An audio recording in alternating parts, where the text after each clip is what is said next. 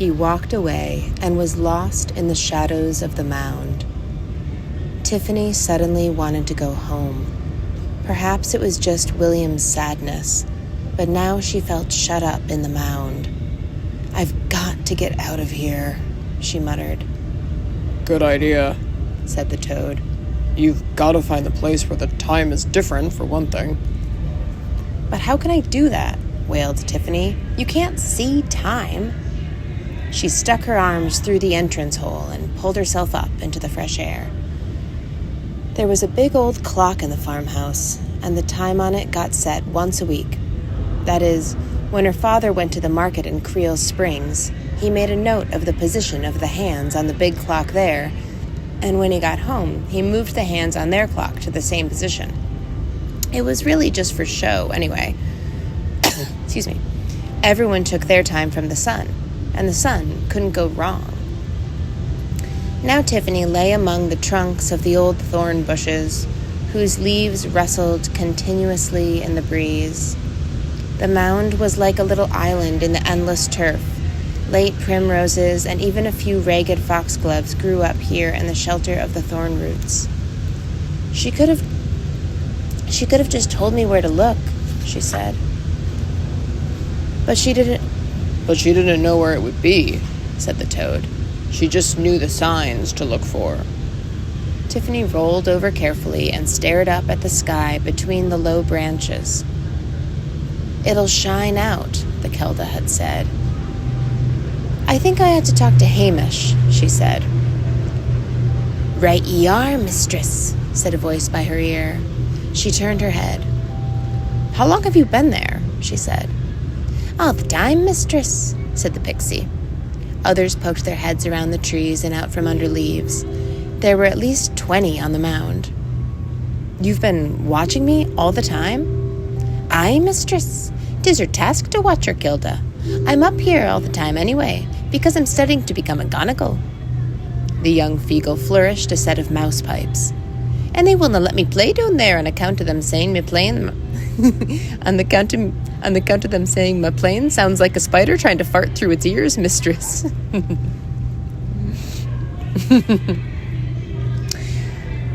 "But what happens if I want to what happens if I say I don't want you to guard me?" "If it's a wee call of nature you're talking about, mistress, the cluggy is over there in the chalk pit. You'll just sing out to us where you're going, and no one will be peeking, and you'll have our word on it," said the attendant Feegle. Tiffany glared at him as he stood in the primroses, beaming with pride and anxious duty. He was younger than most of them, without as many scars and lumps. Even his nose wasn't broken. "What's your name, Pixie?" she said. "Not as big as medium-sized Jack, but bigger than wee Jock. Not as big as medium-sized Jock, but bigger than wee Jock, mistress. There's not that many Feegle names, you know. You ken? So we had to share." "Well, not as big as little Jock," Tiffany began. "That'd be medium-sized Jock, mistress. Not as big as medium-sized Jock, but bigger than wee Jock. "Well, not as big as medium-sized Jock, but bigger than wee Jock. No, that's not as big as medium-sized Jock, but bigger than wee Jock, mistress," said not as big as medium-sized Jock, but bigger than wee Jock. "You were just one Jock short," he added helpfully. "You wouldn't be happier with, say, Henry?" said Tiffany helplessly. Nay, mistress. Not as big as medium-sized Jock, but bigger than wee Jock wrinkled his face. "There's nae history to your name, you ken. But there have been a number of brave warriors called not as big as medium-sized Jock, but bigger than wee Jock. Why, 'tis nearly as famous a name as wee Jock itself.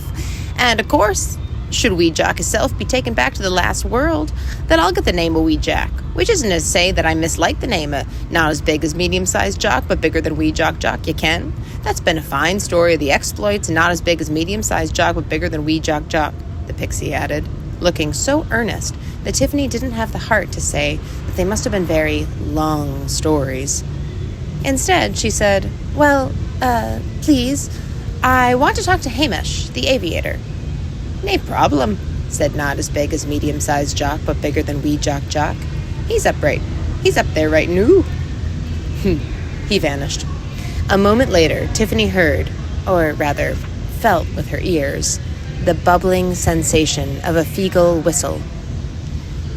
Tiffany pulled Diseases of Sheep, which was now looking very battered, out of her apron.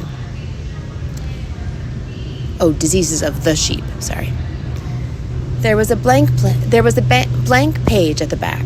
She tore it out, feeling like a criminal for doing so, and took out her pencil. "Dear Mum and Dad," she wrote carefully. "How are you? I am well. Wentworth is also well, but I have to go and fetch him from the Queen." The quit is crossed out here. "Where he is staying. Hope to be back soon. Tiffany. P.S. I hope the cheese is all right." She was just considering this when she heard a rush of wings overhead. There was a whirring noise, a moment of silence, and then a small, weary, and rather muffled voice said, "Cravens." She looked out onto the turf. The body of Hamish was upside down a few feet away. His arms with their twirlers were still outstretched. It took some time to get him out. If he landed headfirst and spinning, Tiffany was told, he had to be unscrewed in the opposite direction so that his ears wouldn't come off. When he was upright and swaying unsteadily, Tiffany said, "Can you wrap this letter in a stone and drop it in front of the farmhouse where people will see it?" "Aye, mistress." "And, does it hurt when you land headfirst like that?" "Nay, mistress, but it's awful embarrassing." "Then there's a sort of a toy we used to make that might help you," said Tiffany. "You make a kind of bag of air." "Bag of air?" said the aviator, looking puzzled. "Well, you know how things like shirts billow out on a clothesline when it's windy? Well, you just make a clothes bag and some strings to... You make a cloth bag and tie some strings to it and a stone to the strings, and when you throw it up, the bag fills with air and the stone floats down." Hamish stared at her. "Do you understand me?" said Tiffany. "Oh, aye. I was just waiting to see if you was going to tell me anything else," said Hamish politely. "Do you think you could, borrow some fine cloth?" "Nay, mistress, but I can well where I can steal some," said Hamish. Tiffany decided not to comment on this. She said, "Where was the Queen when that mist came down?" Hamish pointed. "About half a mile yonder, mistress." In the distance, Tiffany could see some more mounds and a few stones from the old days. Trilithons, they were called, which just meant 3 stones. Trilithons, they were called, which just meant 3 stones. The only stones found naturally on the downs were flints, but the giant stones of the trilithons had been dragged from at least 10 miles away and were stacked like a child stacks toy bricks. Here and there, the big stones had been stood in circles. Sometimes one stone had been placed all alone. It must have taken a lot of people a long time to do all that. Some people said there'd been human sacrifices up there. Some said they were part of some old religion. Some said that they marked ancient graves. Some said they were a warning. Avoid this place. Tiffany hadn't. She'd been there with her sisters a few times, as a dare, just in case there were any skulls. But the mounds around the stones were thousands of years old. All that you found there now were rabbit holes. "Anything else, mistress?" said Hamish politely. "Nay? Then I'll just be going." He raised his arm over his head and started to run across the turf. Tiffany jumped as the buzzard skimmed down a few feet away from her and snatched him back up into the sky. "How can a man 6 inches high train a bird like that?" she asked, as the buzzard circled again for height. "Hack, all it takes is a wee drop of kindness, mistress," said not as big as medium-sized Jock, but bigger than wee Jock. "Really?" "Aye, and a big dollop of cruelty," not as big as medium-sized Jock, but bigger than wee Jock said. Hamish drains him by running around in a rabbit skin until a bird pounces on him." "That sounds awful," said Tiffany. He's not too nasty about it. He just knocks them out with his head. Then he gets a special oil he makes and he blows it up their beak." Not as big as medium-sized Jock, but bigger than wee Jock went on. "When they wakes up, they thinks he's their mammy, and they'll do his bidding." The buzzard was already a distant speck. "He hardly seems to spend any time on the ground," said Tiffany. "Oh, aye. He sleeps in the buzzard's nest at night, mistress. He says it's wonderfully warm, and he spends all his time in the air." Not as big as medium-sized Jock, but bigger than wee Jock added. "He's ne'er happy unless he's got the wind under his kilt." "And the birds don't mind?" No, mistress. All the birds and beasts up here know it's good luck to be friends with the Knack-Mack-Feegle, mistress." "They do?" "Well, to tell you the truth, mistress, it's more that they know it's unlucky not to be friends with the Knack-Mack-Feegle." Tiffany looked at the sun.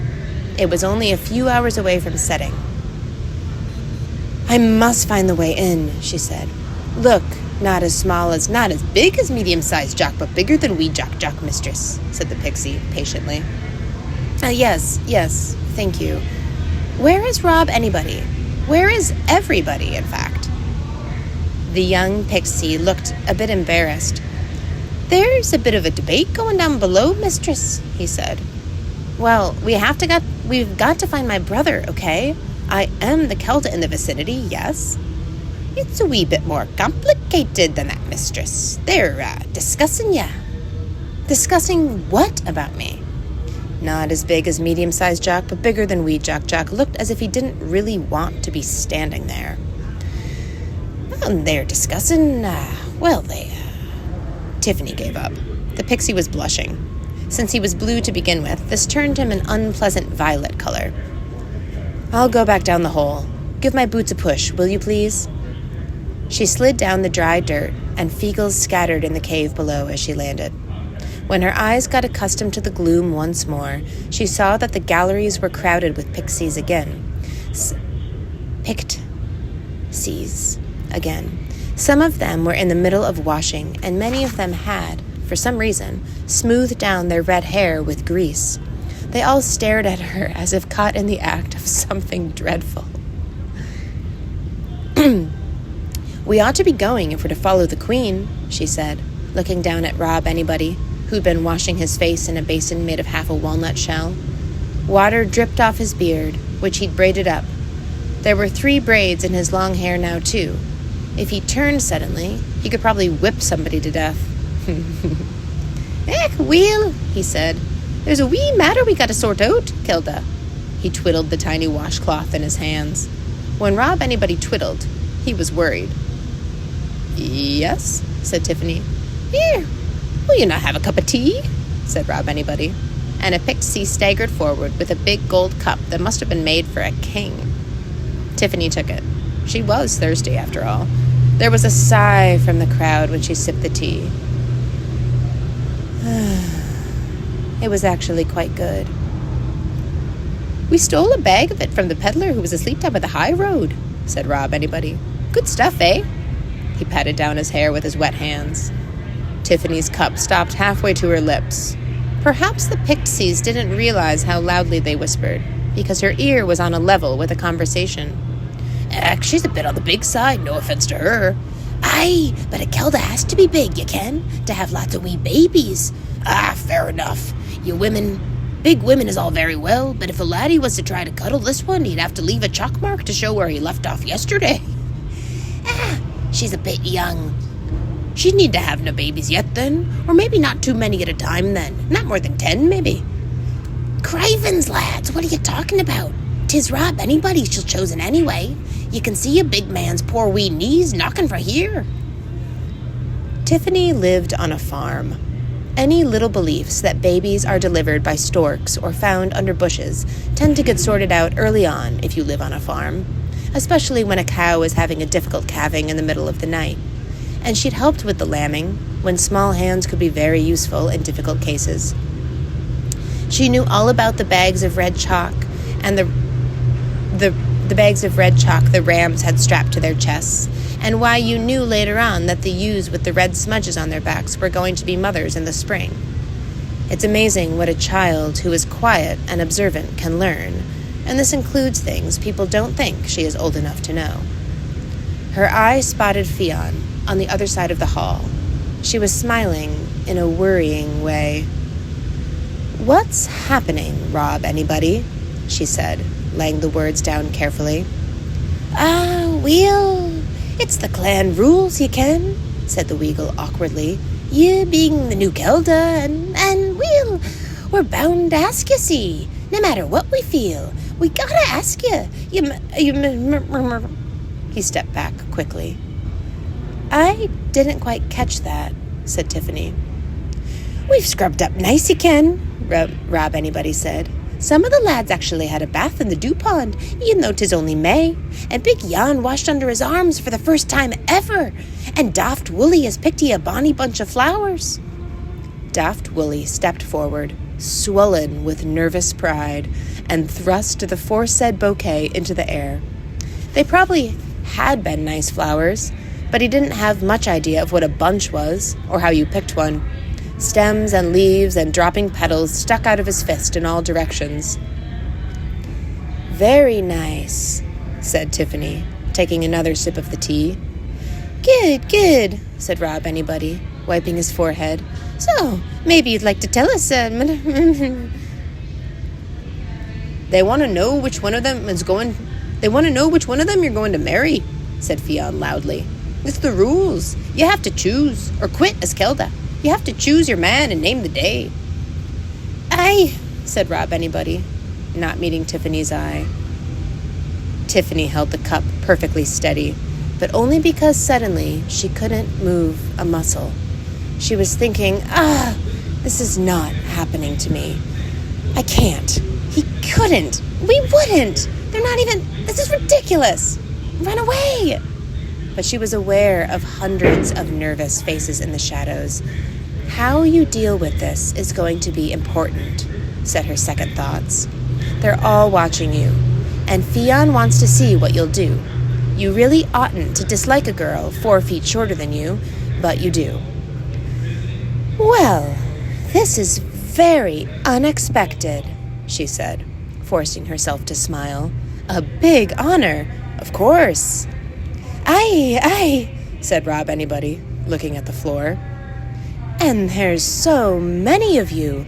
It'd be so hard to choose," Tiffany went on, still smiling. And her second thought said, he's not happy about it either. "Aye, it will that," said Rob Anybody.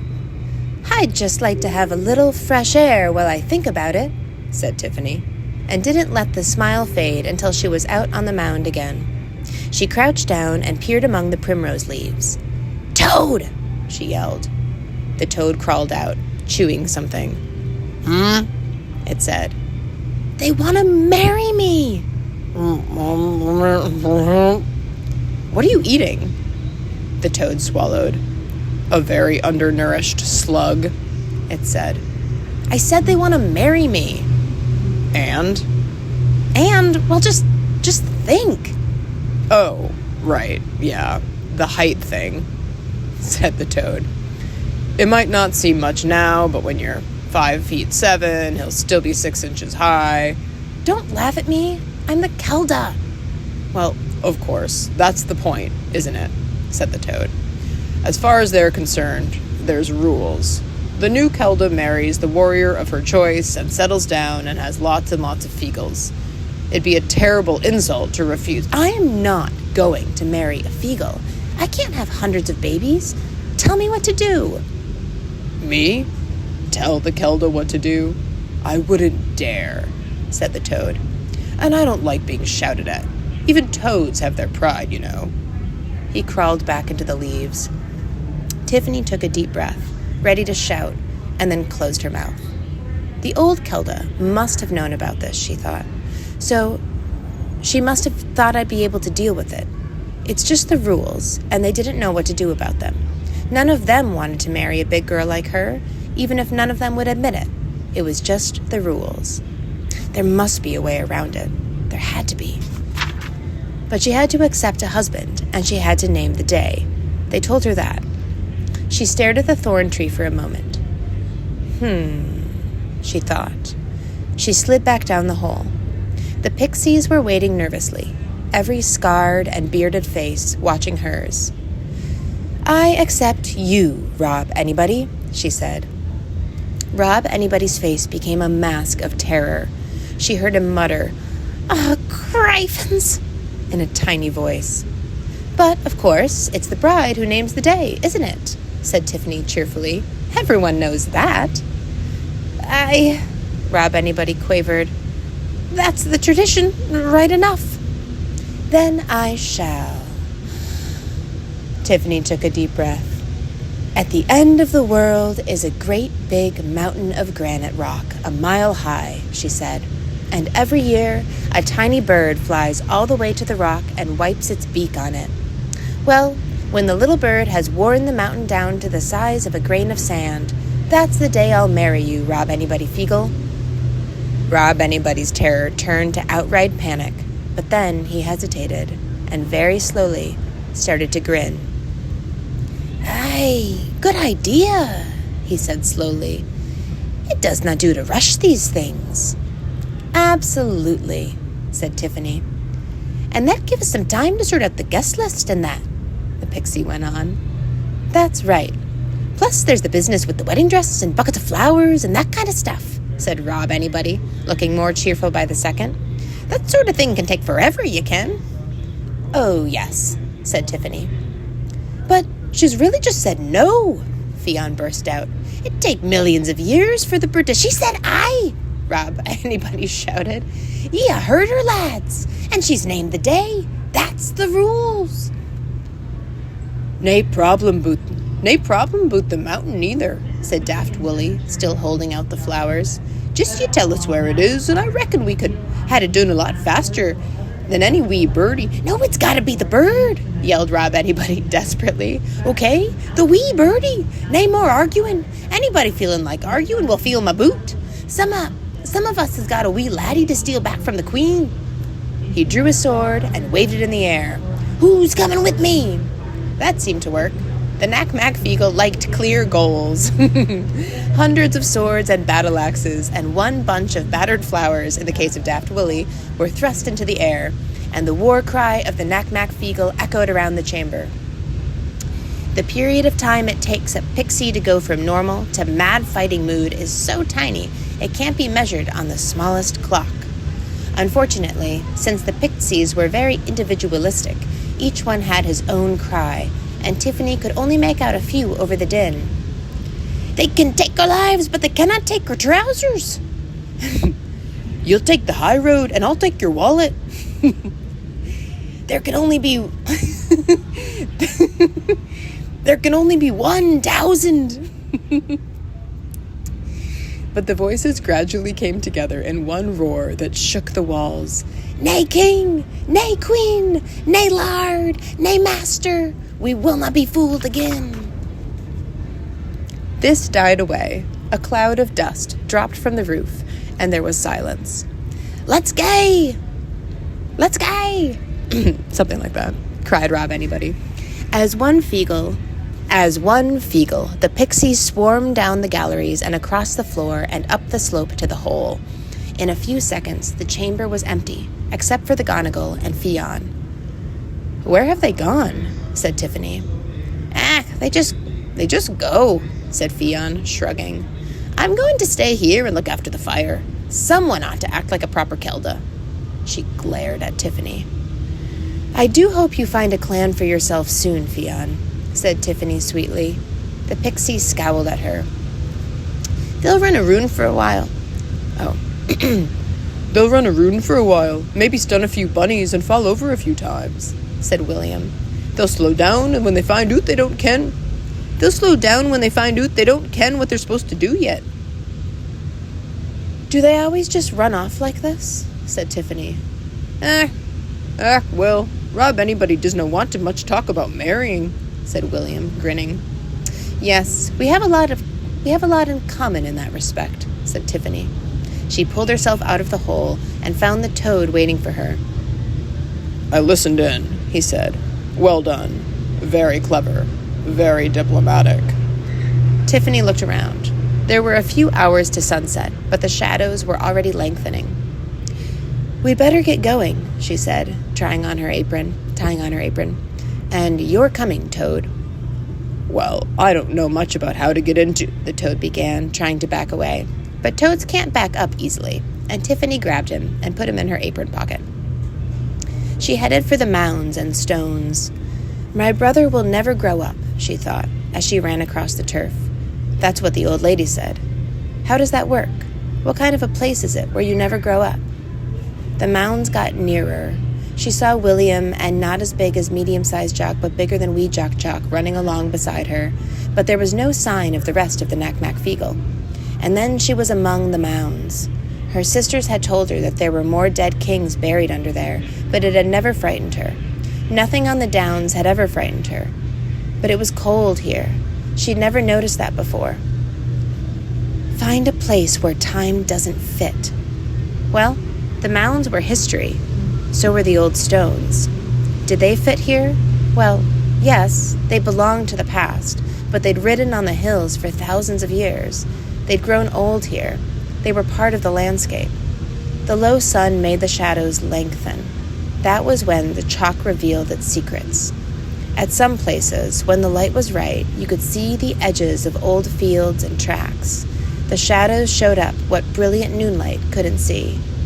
Tiffany had made up noonlight. She couldn't even see hoof prints. She wandered around the trilithons, which looked a bit like huge stone doorways, but even when she tried walking through them both ways, nothing happened. This wasn't according to plan. There should have been a magic door. She was sure of that. A bubbling feeling in her ear suggested that someone was playing the mouse pipes. She looked around and saw William the Gonigal standing on a fallen stone. His cheeks were bulging, and so was the big bag of the mouse pipes. She waved at him. "Can you see anything?" she called. William took the pipe out of his mouth, and the bubbling stopped. "Oh, aye," he said. "The way to the Queen's Land?" "Oh, aye." "Well, would you care to tell me?" "I dinna need to tell a Kelda," said William. "A Kelda would see the clear to the hersel. The clear way a Kelda would see the clear way herself." "But you could tell me." "Aye, and you could have said please," said William. "I'm 96 years old. I'm nigh a dolly in your dolly house. Your granny was a fine woman, but I'll not be ordered by a wee chit of a girl." Tiffany stared for a moment, and then lifted the toad out of her apron pocket. "Chit?" she said. "It means something very small," said the toad. "Trust me." "He's calling me small?" "I'm bigger on the inside," said William, "and I dare say Yerda wouldn't be happy if... And I dare say your dad wouldn't be happy if a big giant of a wee girl came stamping around ordering him about." The old Kelda ordered people about?" "Aye, because she dared respect." The Gonigal's voice seemed to echo around the stones. Oh, sorry. The Gonigal's voice seemed to echo around the stones. "Please, I don't know what to do," wailed Tiffany. William stared at her. Will, you're not doing too badly so far," he said in a nicer tone of voice. "You got rob anybody out of marrying you without breaking the rules, and you're a game lass, I'll give you that. You'll find the way if you're taking your time. Just don't stamp your foot and expect the world to do your bidding. All you're doing is shouting for sweeties, you can. Use your eyes. Use your head." He put the bite back in his mouth, puffed his cheeks until the skin bag was full, and made Tiffany's ears bubble again. "What about you, Toad?" said Tiffany. "You're on your own, I'm afraid," said the Toad. "Whoever I used to be, I didn't know much about finding invisible doors, and I resent being press-ganged, too, I may say." "But I don't know what to do. Is there a magic word I should say?" "I don't know. Is there a magic word you should say?"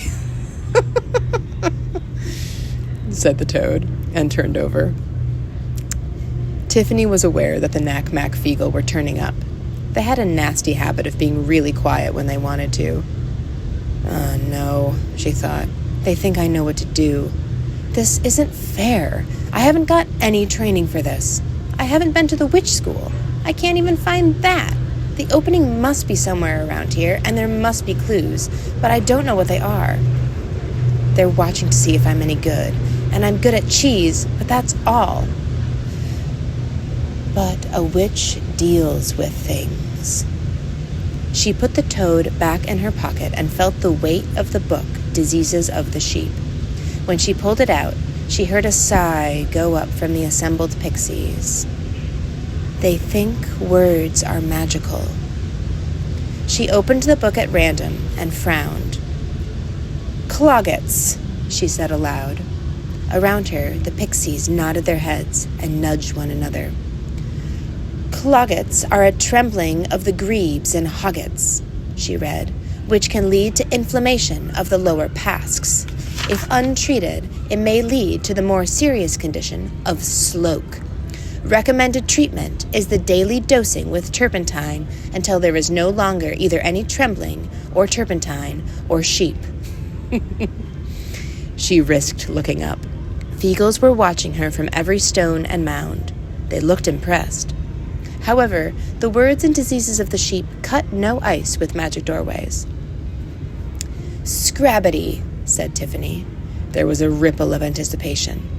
Scrabbity is a flaky skin condition, particularly around the lollets. Turpentine is a useful remedy, and then she saw, out of the corner of her eye, the teddy bear. It was very small, and the kind of red you don't quite get in nature. Tiffany knew what it was. Wentworth loved the teddy bear candies. They tasted like glue mixed with sugar and were made of 100% artificial additives. Ah, she said aloud. My brother was certainly brought here. This caused a stir. She walked forward, reading aloud about garget of the nostrils and the staggers, but keeping an eye on the ground. And there was another teddy bear, green this time, and quite hard to see against the turf. Okay, Tiffany thought. There was one of the three stone arches a little way away. 2 big stones with another one laid across the top of them. She'd walked through it before, and nothing had happened. But nothing should happen, she thought. You can't leave a doorway into your world that anyone can walk through. Otherwise, people would wander in and out by accident. You'd have to know it was there. Perhaps that's the only way it would work. Fine, then I'll believe that this is the entrance. She stepped through and saw an astonishing sight.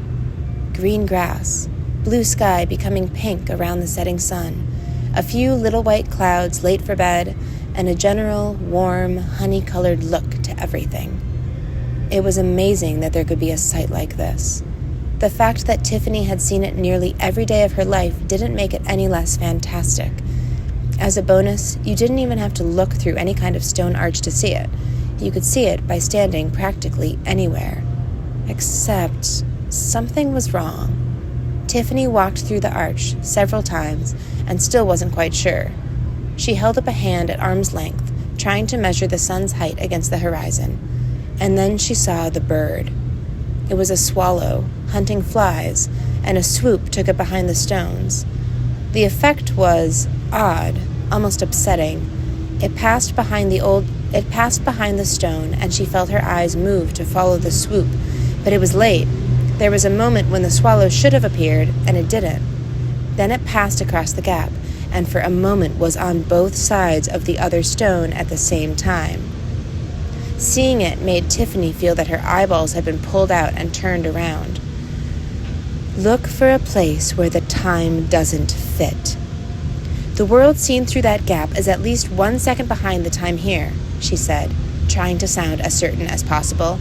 I know that this is an entrance. There was some whooping and clapping from the Knack-Mack Feagle, and they surged across the turf toward her. That was great, and the reading you did, said Rob Anybody.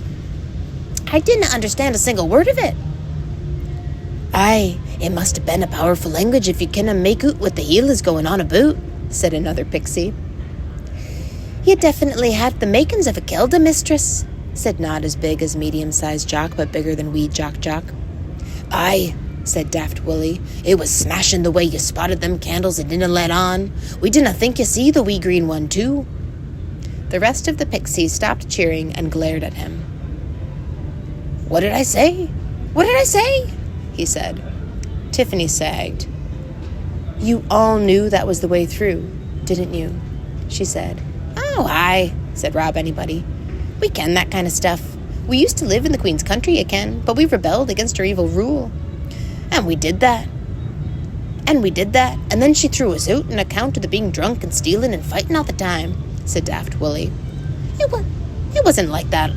It wasn't like that at all. It wasn't like that at all," roared Rob Anybody. I was just trying to make him roar. All right, moving on. "And you were waiting to see if I could find the way, right?" said Tiffany before a fight could start. "Aye, you did well, lassie." Tiffany shook her head. "No, I didn't," she said. "I didn't do any real magic. I don't know how. I just looked at things and worked them out. It was cheating, really." The pixies looked at one another. "Aye, well," said Rob Anybody. "What's magic, eh? Just waving a stick and saying a few magical words. And what's so clever about that, eh? But looking at things, really looking at 'em, and then working 'em out, now that's a real skill."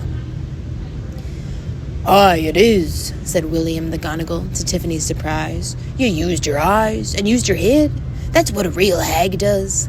The magicking is just there for advertising." "Oh," said Tiffany, cheering up. "Really?